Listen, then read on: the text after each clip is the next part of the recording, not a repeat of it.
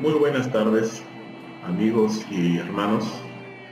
Una vez más nos encontramos en nuestra sesión de discipulado por video. El día de hoy vamos a hablar acerca de dos temas muy importantes, que sean también un ánimo para cada uno de nosotros para poder crecer como creyentes y para poder obedecer al Señor en todas las cosas que Él nos ha mandado. En primer lugar, vamos a responder la pregunta que es el bautismo cristiano, ¿verdad? Y dentro de ello vamos a ver, ¿no?, cuáles son los requisitos del bautismo, si es verdad que el bautismo perdona pecados, si es verdad que el bautismo ayuda a la salvación. Vamos a ver algunas preguntas, vamos a resolver algunas preguntas de manera breve con respecto a este tema. Y la segunda pregunta que queremos contestar hoy es: ¿qué es la Santa Cena o la Cena del Señor? Dentro de esto vamos a ver qué es lo que significa, por qué los creyentes deben de participar de ella y cuáles son los requisitos justamente para poder ser parte de la celebración de esta Cena del Señor. Antes que nada, vamos a invitar unas palabras de oración al Señor para que nos guíe y procederemos entonces con esta clase. Señor, te damos gracias por este tiempo, te pedimos que tú nos ayudes y nos guíes, Señor, a considerar tu palabra y poder crecer como creyentes en obediencia a ti. Te lo pedimos en el nombre de tu Hijo. Amén. Muy bien. Con respecto al bautismo cristiano, muchas veces muchos de nosotros no hemos nacido en una familia cristiana evangélica, sino que hemos venido de una tradición más bien católica, y aún incluso muchos de nosotros hemos sido bautizados por la Iglesia Católica, y el bautismo por la Iglesia Católica es básicamente el derramamiento de un poco de agua bendita por el padre, por el cura, en la cabeza de los niños a cierta edad, muy temprana edad. Pero vamos a ver que esta práctica no tiene ningún fundamento en la palabra de Dios, sino por el contrario. La palabra bautismo proviene de un vocablo griego, bautizo, que básicamente significa sumergir, o literalmente significa sumergir. La primera vez que encontramos esta palabra en el Nuevo Testamento, lo encontramos en el ministerio de Juan el Bautista, aquel que fue designado por Dios para ser su precursor. Por ejemplo, Marcos capítulo 1, del verso 4 al 8 dice: bautizaba Juan en el desierto y predicaba el bautismo de arrepentimiento para perdón de pecados. Y salían a él toda la provincia de Judea y todos los de Jerusalén, y eran bautizados por él en el río Jordán, confesando sus pecados.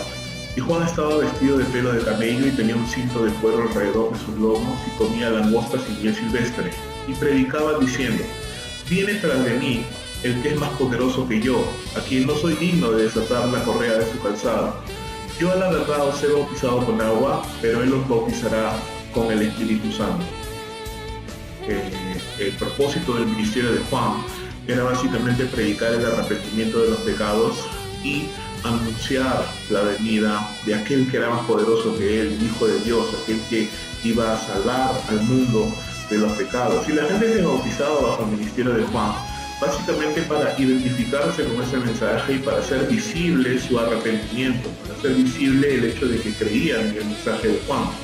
Ahora, no solamente muchos del pueblo de Israel se bautizaron, aún el mismo Señor Jesús se bautizó, y ocurrió algo muy interesante en su bautismo.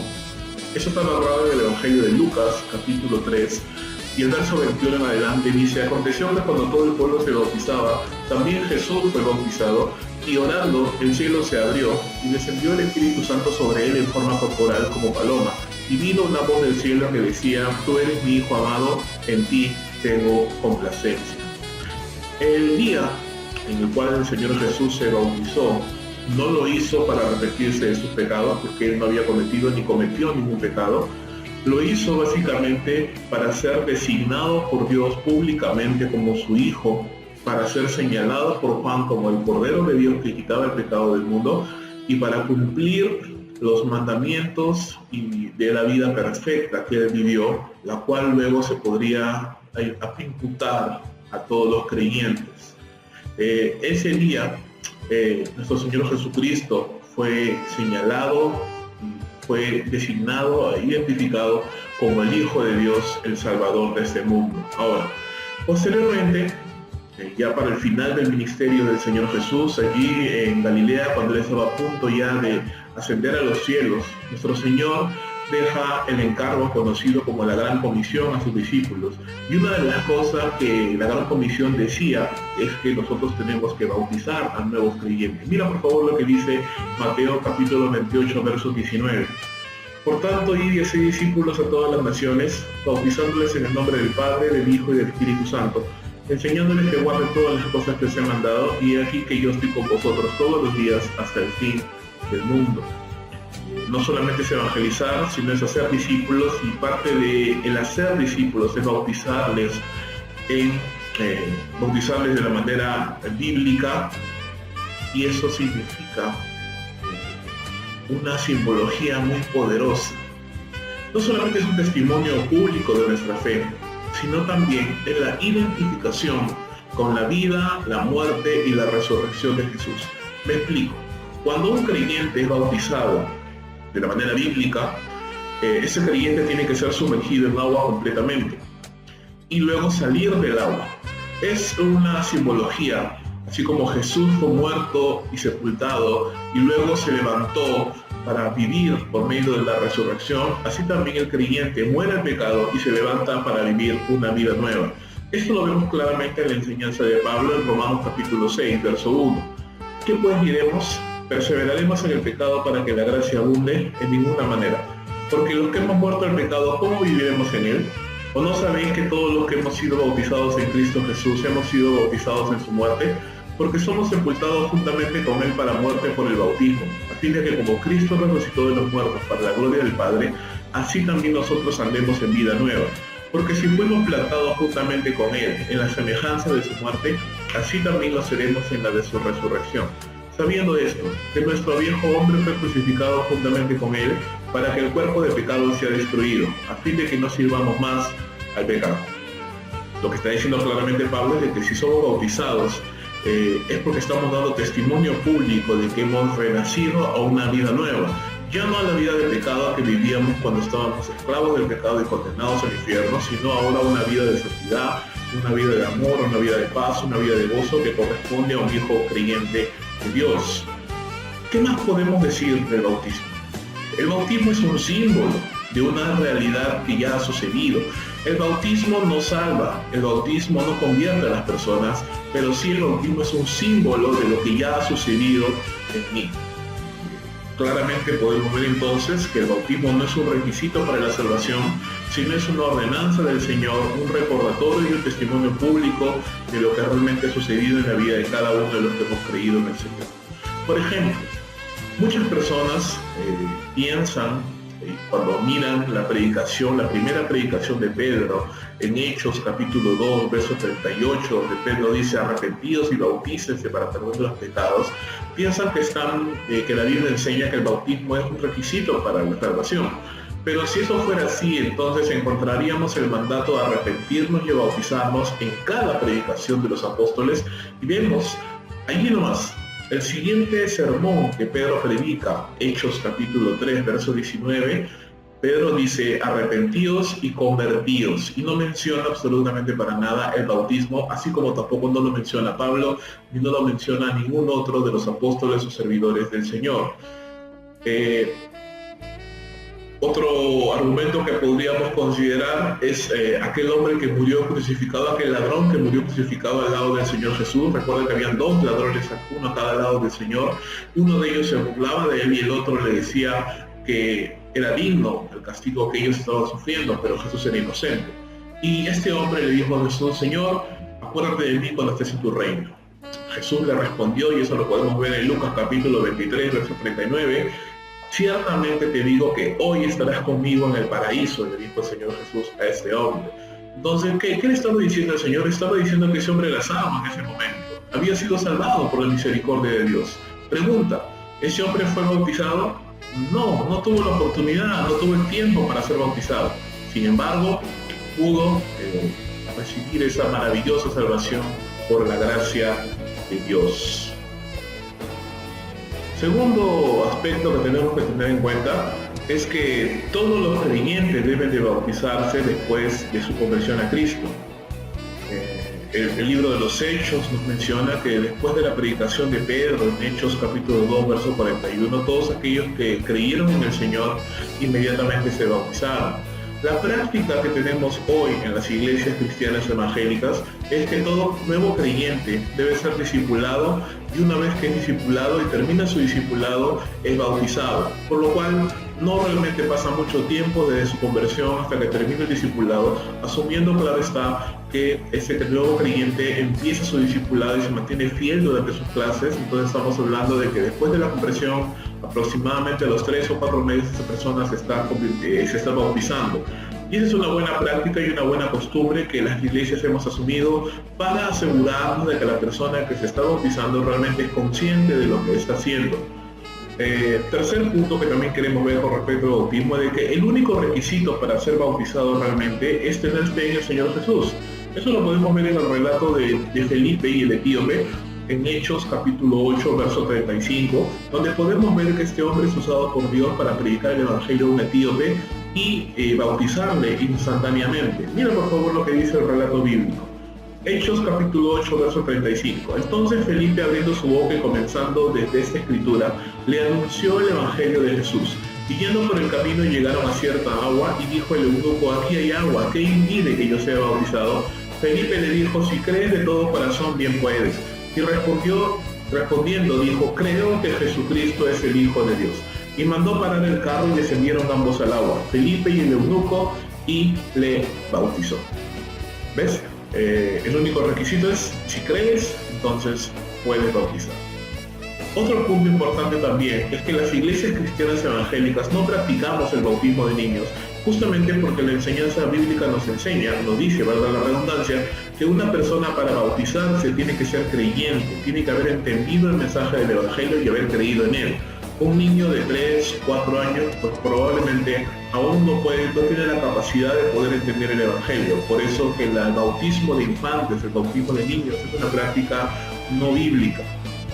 También hay un término que a veces es confundido en muchas iglesias, porque el bautismo en agua también a veces se puede confundir o se puede de alguna manera malinterpretar el término cuando hablamos de ser bautizado en Cristo o bautizado por el Espíritu Santo. ¿Qué quiere decir? Que hay muchas iglesias que enseñan que aparte del bautismo en agua, el creyente puede ser bautizado por el Espíritu Santo o en el Espíritu Santo, y la señal de esto es un poder que viene a nuestras vidas y que nos hace hablar en otras lenguas. Esta enseñanza es una enseñanza que no es bíblica, es una enseñanza que no tiene ningún fundamento real en la palabra de Dios, y lo vamos a examinar en algún video más adelante. Baste hoy decir que el término conocido como bautismo en agua es lo que acabamos de mencionar, el hecho de que un creyente se sumerge en agua y da testimonio de su identificación como creyente. Y el bautismo en Cristo, o el bautismo por el Espíritu Santo, o el bautismo en el Espíritu Santo, es uno de los actos que ocurren en la vida de un creyente en el instante mismo de su salvación. La Biblia enseña que todo creyente es sumergido en el Espíritu de Dios y es inmerso en el cuerpo de Cristo para formar parte de la Iglesia Universal. El bautismo en agua, el creyente lo hace, el creyente se bautiza. El bautismo en Cristo o en el Espíritu Santo, el creyente es bautizado, ¿sí? Es una acción pasiva. El creyente es bautizado por Dios mismo porque significa que está sumergido en el cuerpo de Cristo y a partir de ese instante forma parte de la Iglesia Universal. Eso ocurre en el momento de la salvación, no después. Dos de los textos que hablan de esto los encontramos en 1 Corintios capítulo 12, verso 12, porque así como el cuerpo es uno y tiene muchos miembros, pero todos los miembros del cuerpo, siendo muchos, son un solo cuerpo, así también Cristo. Porque por un solo Espíritu fuimos todos bautizados en un cuerpo, sean judíos o griegos, sean esclavos o libres, y a todos se nos dio a beber de un mismo Espíritu. Otro texto que nos enseña también acerca de esto es Gálatas capítulo 3, verso 26. Porque todos sois hijos de Dios por la fe en Cristo Jesús. Porque todos los que habéis sido bautizados en Cristo, de Cristo estáis revestidos. Ya no hay judío ni griego, no hay esclavo ni libre, no hay varón ni mujer, porque todos vosotros sois uno en Cristo Jesús. El contexto de estos dos pasajes que acabo de leer nos hablan claramente acerca de la unidad acerca de la unidad en Cristo, acerca de que somos unidos en un solo espíritu, estamos unidos y no se refiere al hecho de ser bautizado en agua, ni mucho menos al hecho de hablar en lenguas u otra segunda experiencia, como a veces algunas iglesias pueden enseñar. Entonces, solo para terminar aquí, con respecto al bautismo, el bautismo es un acto de obediencia al mandato de Jesús, que todo creyente debe de celebrar, que todo creyente debe de obedecer, por medio del cual el creyente es sumergido en agua, con la ayuda de un ministro del Evangelio, y da testimonio de que ha muerto el pecado y que ahora vive una nueva vida por la gracia de Dios. Básicamente, eso es el bautismo, no perdona pecados, no salva a las personas, no debe ser aplicado a los incrédulos ni tampoco debe ser aplicado a los niños. Solamente los creyentes que realmente lo son pueden y deben ser bautizados inmediatamente hayan terminado su preparación bíblica y conocer los fundamentos básicos del cristianismo. Como segunda pregunta, queremos responder qué cosa es la Cena del Señor. Y la Cena del Señor es la segunda ordenanza que Jesús dejó a sus discípulos. Y para poder entender rápidamente la celebración de la Cena del Señor, tenemos que regresar al Israel bíblico. Durante el tiempo en el cual Israel estuvo cautivo en Egipto, pasaron 430 años, Moisés fue levantado por Dios como libertador. Y después de que Dios juzgó a los dioses de Egipto por las plagas, la última plaga, la 10ª, era la muerte de los hijos primogénitos. Dios mandó a Moisés que enseñara al pueblo, que ordenara al pueblo a que cada familia debía de sacrificar un cordero macho de 1 año sin defecto y debían de comerlo, debían de cenar ese cordero. Y con la sangre de ese sacrificio debían de pintar los dinteles de las puertas. ¿Para qué? Para que cuando el ángel de la muerte que salía para ejecutar el juicio de Dios pasara por entre los hogares, al ver la sangre derramada en los dinteles de las puertas de las casas israelitas, no entrara y no hiciera muerte allí. Esto lo podemos ver en Éxodo capítulo 12. La idea allí es que esa cena del cordero con panes y levadura y hierbas amargas sería o debía ser repetida constantemente a través de los siglos para que el pueblo de Israel nunca olvidara que Dios le liberó del pecado y de la esclavitud. Eso es conocido como la Pascua de Jehová. Acompáñame por favor a Éxodo capítulo 12, verso 21. Y Moisés convocó a todos los ancianos de Israel y les dijo: sacad y tomaos corderos por vuestras familias y sacrificad la Pascua. Y tomad un manojo de hisopo y mojadlo en la sangre que está en un lebrillo, y untad el dintel y los postes con la sangre que está en el lebrillo. Y ninguno de vosotros salga de las puertas de su casa hasta mañana. Porque Jehová pasará hiriendo a los egipcios, y cuando vea la sangre en el dintel y en los postes, pasará Jehová aquella puerta y no dejará entrar al heridor en vuestras casas para herir. Guardaréis esto por estatuto para vosotros y para vuestros hijos para siempre. Y cuando entréis en la tierra que Jehová os dará, como prometió, guardaréis este rito. Y cuando os dijeren vuestros hijos: ¿qué es este rito vuestro? Vosotros responderéis: es la víctima de la Pascua de Jehová, el cual pasó por encima de las casas de los hijos de Israel en Egipto cuando hirió a los egipcios y libró nuestras casas. Entonces el pueblo se inclinó y adoró. Fue una práctica que, bueno, en los momentos más oscuros de la nación de Israel se dejó de practicar, pero luego se instauró nuevamente, y para los tiempos en los cuales el Señor Jesús estaba en la tierra, la Pascua, él celebró una Pascua con sus discípulos allí en el aposento alto. Los 4 evangelios relatan este evento y no lo vamos a leer para no extendernos demasiado en el video, pero te quiero dejar los textos para que tú los leas en casa o tal vez allí en la célula. Mateo 26, del 26 al 29, Marcos 14, del 17 al 25, Lucas 22, del 14 al 23 y Juan 13, del verso 1 hasta el verso 30. Allí vamos a ver que los discípulos y el Señor Jesús celebraron la Pascua judía, comieron el cordero, y al momento en el cual llegaron a la parte final, donde tenían que compartir pan y vino, el Señor Jesús les declaró que ese pan era el símbolo de su cuerpo molido por los pecados y que ese vino era el símbolo de su sangre derramada por el pecado de toda la humanidad. El Señor Jesús entonces allí en la última cena que tuvo con sus discípulos le da un nuevo sentido a la Pascua judía. Le da el sentido ahora de una remembranza ya no de algo que había sucedido en el pasado, sino algo que estaba por suceder.